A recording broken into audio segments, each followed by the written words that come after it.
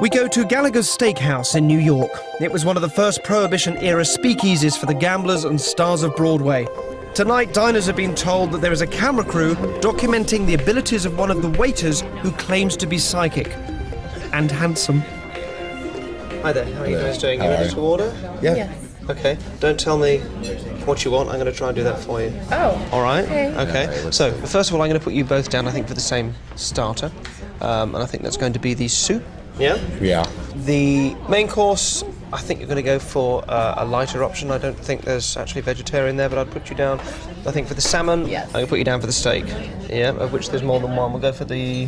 Gotta do better than that. hanger steak. You got it. How'd you like that, medium rare? You got it. Desserts, again, lighter for you. So cheesecake for you. And so I'm going to go for the custard or the sorbet. I'm going to go for the custard for you, am I right? Yes. Excellent. Good, well, thank you. Well, if you don't mind, I'll take this a little bit further. I think you both see yourselves as highly dynamic and charged people, and people that seem to sort of circle the world in a different orbit from the rest of us, and they tend to make otherworldly connections with each other. So I'd imagine one of the things that brought you together would be the fact that you'd be the same star sign. Is that correct? Yeah? Now, it's bullshit, and I don't believe in that, but Pisces, Aries? Aries, Pisces, one of the two? Yeah? Aries, great, okay. Think of something I really couldn't know. Do you have a pet? Used to. Used to? Okay, what type of pet?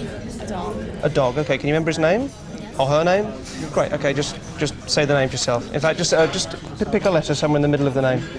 All right, I'll just try it with a letter somewhere in the middle of the name. You just look at me and think it's an L. Is that an L? Yeah. Yeah? Great, okay, just say it yourself. This is a dog you used to have. Died a few years ago? No. No, you've given him to somebody else. Okay, all right. Riley. Riley? Again? Riley, okay. Excellent. And is James proud of you? Yeah. Yeah, your father? Yeah. You see, what you've learned from him, you've learned a real, a kind of a dislike of authority, dislike of being told kind of what to do, constantly trying to, you have trouble paying your car speeding fines, speeding tickets. It was like a parking ticket. Do you get into trouble for it? No. I can see you not paying parking tickets and getting into trouble for that. When you were young, you did something with your sister. You cut or damaged or something your sister. Was it with the razor? Yes. Good, you should call your sister more often. Elizabeth? Yes. Yeah. Oh my God. You should call her. She'll visit more often if you talk to her more. Enjoy your meal. I'll go get you food. Thank you. The thing is, I didn't pay a ticket, and I lost my license. I don't know if you meant that. Zippo's Circus is the home to some of the loveliest people I've ever met and some of the most extraordinary performers.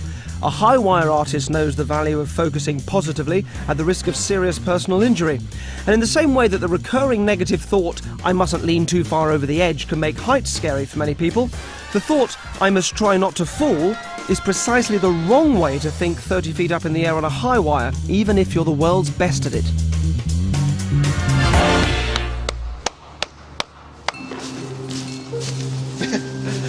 Henry. How are we doing? Fantastic. Amazing watching you do your stuff. You're in the Guinness Book of Records for skipping with a rope. What is that, and what exactly is the record for? It's the most skip in a minute on the high wire. With a rope? With a rope, skipping at the same time. So you've been doing this since you were 12. You're 27 now. Yeah. Have you ever fallen off doing that trick? No. No. So far, no. Love to see you do it again. Thank you very much. And what I'd say is this. I'm going to go over here. Don't worry about what I'm doing.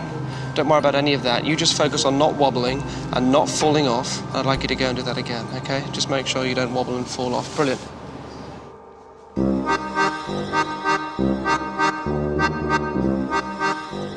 The instruction, try not to fall off, resolutely delivered, is amplified by the inflation of an airbag, as well as the pressure of me and the cameras watching. Henry's unconscious is, for the first time, thinking in terms of I mustn't fall off, which can only take him one way.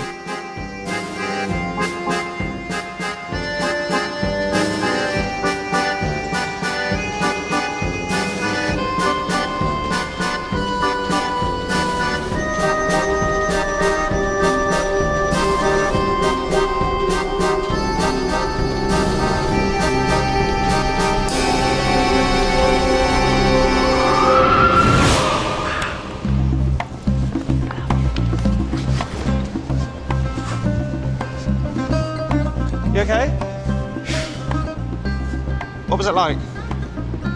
Like this. Crazy.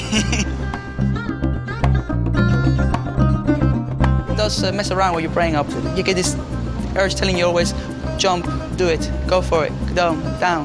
Then you go to the side saying, done, stay, stay, stay. You know, it's very hard, very hard. David's now going to act out the mind reading he imagined 20 minutes ago to see if a random member of the public will draw what he foresaw that they would. What sort of person should I be looking for? Entirely up to you. I have a blank canvas. A blank canvas. Let's do it. Maybe down here? Yes. No. No? I'm not feeling a psychic bond. Okay.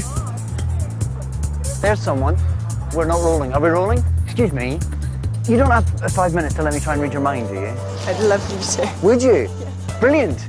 I found someone. What's your name? Claire. Claire, I'm David. It's lovely to meet you. This is Derren. Hello, I'm Derren. He's a sort of witch. Don't worry about that. Excellent. Come up here and we'll put a microphone on you and we'll do David's that. going to read your mind.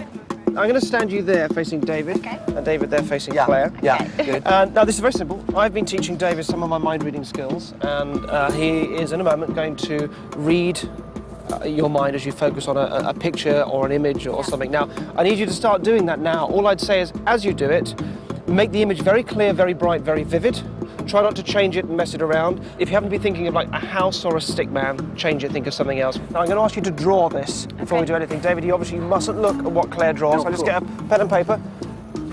Nice and large and clear, please. David, look the other way. And you also, as you can't tell from the sound of the pen or anything. I can't hear anything. You can't even hear anything then.